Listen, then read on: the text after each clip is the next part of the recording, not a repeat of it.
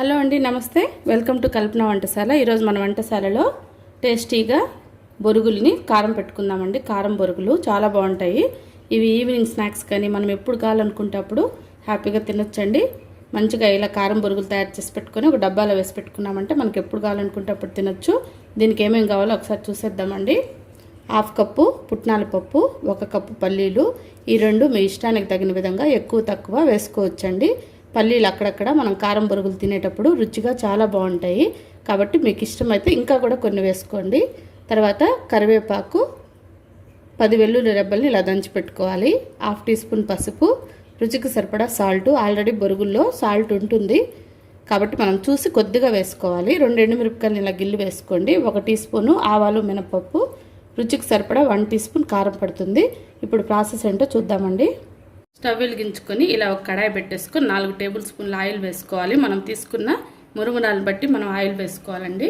ఇప్పుడు మనం ఆయిల్ కాగిన తర్వాత 1 టీ స్పూన్ తీసుకున్న మినపప్పు, ఆవాలు ఫస్ట్ వేసేసుకోవాలి. తర్వాత గిల్లి వేసుకున్న 2 ఎండుమిరపకాయలు వేసేసుకోవాలి. 1 కప్పు పల్లీలు మంట తగ్గించి 1 బై 1 వేసుకోవాలండి. ఇప్పుడు వీటిని వేయించుకోవాలి. కలుపుకుంటూ ఇలా పల్లీల్ని వేయించుకోవాలండి. ఈ కారం బొరుగులు తయారు చేసుకోవడం చాలా ఈజీ అండి. తక్కువ టైంలో మనకి కారం బొరుగులు రెడీ అయిపోతాయి.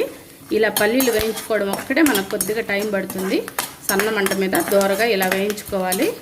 ఈ విధంగా కొద్దిగా కలర్ మారి వేగిన తర్వాత 1/4 వంతు వేగాలండి పల్లీలు. అప్పుడు మనం పుట్నాల పప్పును యాడ్ చేసుకోవాలి. యాడ్ చేసేద్దాము. ఇవి ఎక్కువ వేగనవసరం లేదండి, లైట్గా ఒకసారి కలుపుకుంటే చాలు.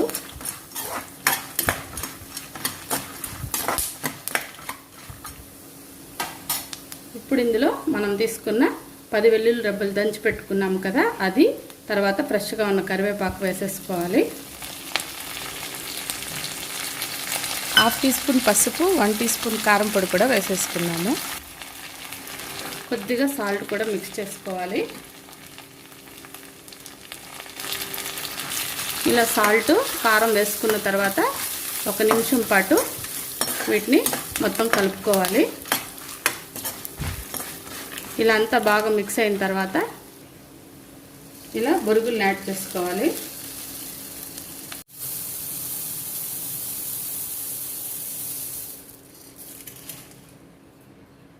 ఈ విధంగా బొరుగులన్నీ వేసుకున్న తర్వాత వీటినంతా బాగా మిక్స్ చేసుకోవాలి.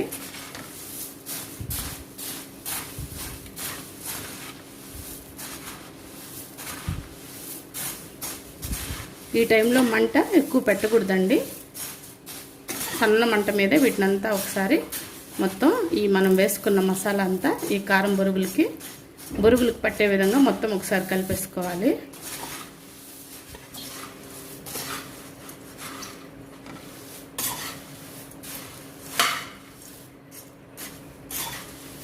ఈ విధంగా మొత్తం బాగా మిక్స్ చేసుకోవాలండి. మధ్యలో పసుపు వేసాను, ఆ క్లిప్పింగ్ మిస్ అయింది.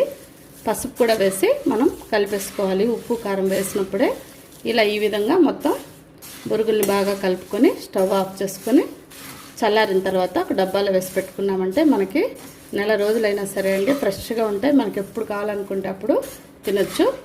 అంతే అండి, ఇలా సింపుల్గా ఈజీగా మనం కారం బొరుగులు తయారు చేసుకొని మనకి ఎప్పుడు కావాలనుకుంటే అప్పుడు హ్యాపీగా తినొచ్చండి. ఇలా ఒక డబ్బాలో వేసి పెట్టుకున్నామంటే ఒక నెల రోజుల వరకు కూడా ఫ్రెష్గా ఉంటాయండి. పిల్లలు స్కూల్ నుండి రాగానే కూడా ఇవి తీసుకొని హ్యాపీగా తినేస్తారండి. చాలా బాగుంటాయి. ఒకసారి తప్పకుండా ఈ కారం బొరుగులు ట్రై చేయండి. మీకు ఎలా కుదిరిందో మాకు మెసేజ్ చేయండి. ఓకే అండి, మా ఈ రెసిపీ మీకు నచ్చినట్లయితే లైక్ చేసి, షేర్ చేసి, తప్పకుండా సబ్స్క్రైబ్ చేసుకొని పక్కనే ఉన్న బెల్ ఐకాన్ని ప్రెస్ చేయండి. అలా ప్రెస్ చేయడం వల్ల మా ఫర్దర్ వీడియోస్ అన్నీ మీకు వెంటనే నోటిఫికేషన్ ద్వారా అందుతాయి. చక్కగా అవి చూసి హ్యాపీగా ట్రై చేసి తిని ఎంజాయ్ చేయొచ్చండి. మరో మంచి రెసిపీతో మళ్ళీ కలుద్దాం. బాయ్ అండి. Thank you for watching. Bye.